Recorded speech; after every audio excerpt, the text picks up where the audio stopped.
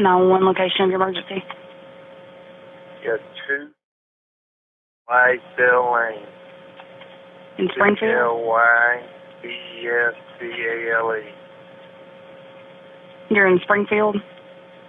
Yes, Springfield, Tennessee. It's right behind Oakland Farms. Okay, what's going on? All right, this is what's happened. Been married 12 years. On the 4th, which would have been 2 nights ago at 4 a.m., I shot my wife in the temple of her head. I thought I killed her. And I put her in the freezer out in the garage. Well, I checked on her tonight, and she...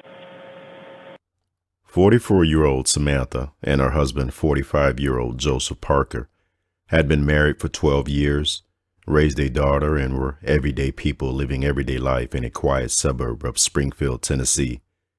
That is until one fall evening, Friday, November 7, 2014, at approximately 2:45 a.m., Joseph calls 911.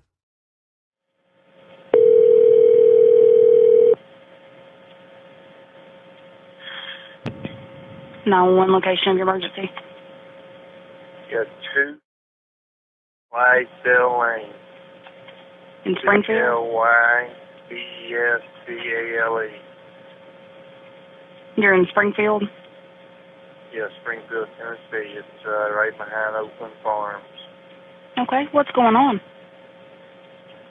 All right, this is what's happened. Been married 12 years. On the 4th, which would have been 2 nights ago at 4 a.m., I shot my wife in the temple of her head. I thought I killed her. And I put her in the freezer out in the garage. Well, I checked on her tonight, and she's not dead. She's got a big hole in the temple of her head. And to get her body moved around in there, I think I broke her wrist. You know, she was frozen from being in the thing. She's been in this thing 48 hours now. And this is no prank call. I need somebody to get out there and help her. I've cleared the premises. I've got away. You know, I'm not gonna be there. But I promise you this is a legit call, and I need somebody to get out there and help her, because I still love her. It's hard to believe that after that, you know, but, you know, I need to get somebody out there to help her. Okay, what happened that caused you to do that? It's a long story. Don't want to get into it. Just want to get into getting somebody out there to help her. I left the front door open. I left all the lights on in the house, so it would be kind of easy to spot. It's the last house on the right on Clydesdale Lane. But I left the front door open, and she's in the garage. You go through the kitchen to get into the garage, and you'll see her once you get in the garage. And she's a mess. She can't talk. I could get her to blink. Blink once means yes. Blink twice means no. And so I told her I'm gonna go around the road 10, 15 miles. I'm gonna call 911 and get you some help out here. I thought she'd been dead 2 days, and when I checked on her, she was still alive. She's been frozen for 2 days. She's frozen solid. It's amazing she's still alive. She's got a big hole in the temple of her head. I shot her with a .38 caliber handgun. and there's a big hole in the temple of her head. I didn't see an exit wound. What is her name? Samantha Parker. She a white female? Yes. How old is she? 43 years old. And how long ago did you leave there? An hour ago. And that's the last time you saw her? Yes, that's the last time I saw her. And she was still in the garage? Yes, she's still in the garage. I made her as comfortable as I could make her. She tried to drink a little water. She couldn't talk, couldn't move her jaw. She's in bad shape. Really need to get somebody out there to help her. And the address is 246 Clydesdale Lane? Yes, ma'am. Okay, what is your name? My name is Joe. I'll just leave it at that.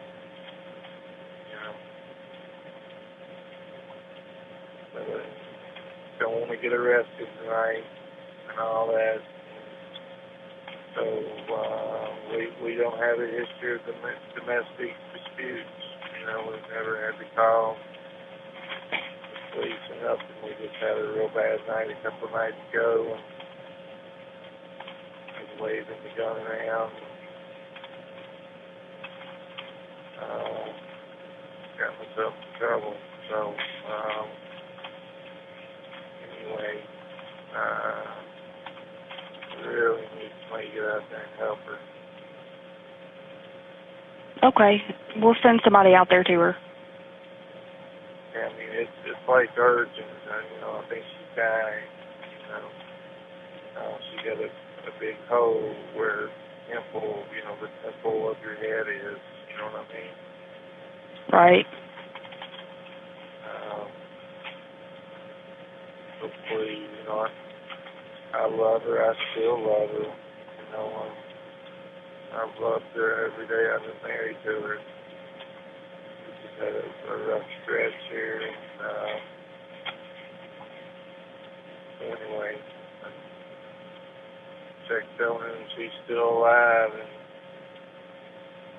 now I want to get her somebody to help her that knows what they're doing. And I got to stay out of trouble too. So. Okay, we'll send somebody out there. All right, what was your first name? I'm not going to give you my name, sir. Okay, that's fine. Hey, make a note on there. I left the front door open, and all the lights are on.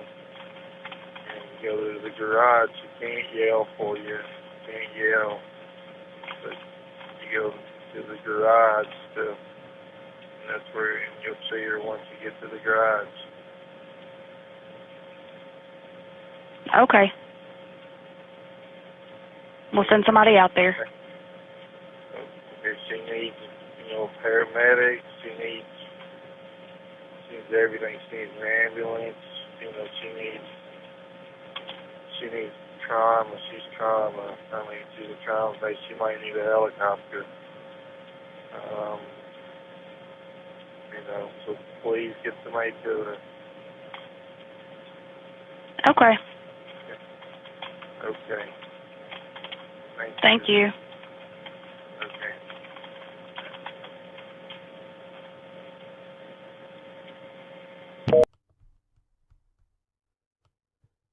Police arrive at little after 3:30 in the morning to discover the partially dismembered remains of Samantha Parker packed inside an upright freezer in the garage. Joseph was nowhere to be found. He told the 911 dispatch operator that he was traveling on I-24, headed south towards Chattanooga, Tennessee. This was verified by Springfield Police Chief David Thompson, who had Parker's cell phone pings to Nashville that morning. A few hours later, police issued an arrest warrant charging Joseph with Samantha's murder. The police learned that Joseph had hopped into his white 2007 Toyota Camry and threatened to travel to his former workplace, the Rivergate Toyota dealership to kill multiple people. The case was escalated to the State Bureau of Investigation, who immediately added Parker to Tennessee's top 10 most wanted list. They enlisted the aid of the U.S. Marshals as well. According to sources, police set up command at the Rivergate Toyota dealership in anticipation of Parker's arrival. As a search helicopter flew overhead, Metro Nashville police spotted Parker's car at 3:24 p.m. at the I-20 mile marker and began to track it. They did not immediately engage in open pursuit. Eventually, Parker realized he was being followed by the Tennessee Bureau of Investigation. Then at 4:19 p.m., Joseph Parker pulled over on Highway I-65 in Kentucky. However, before officers could apprehend him, Parker died from a self-inflicted gunshot wound. Following the shooting, police continued the investigation into the circumstances surrounding the deaths of the Parkers. The Kentucky State Police investigated Joseph Parker's death, and the Springfield Police Department examined the details surrounding Samantha Parker's death. We may never know the root cause of the events that led to that fateful evening in November. 1 year after the death of her parents, the Parker's daughter held a public memorial where she released balloons into the sky. When asked, she said she missed both parents equally.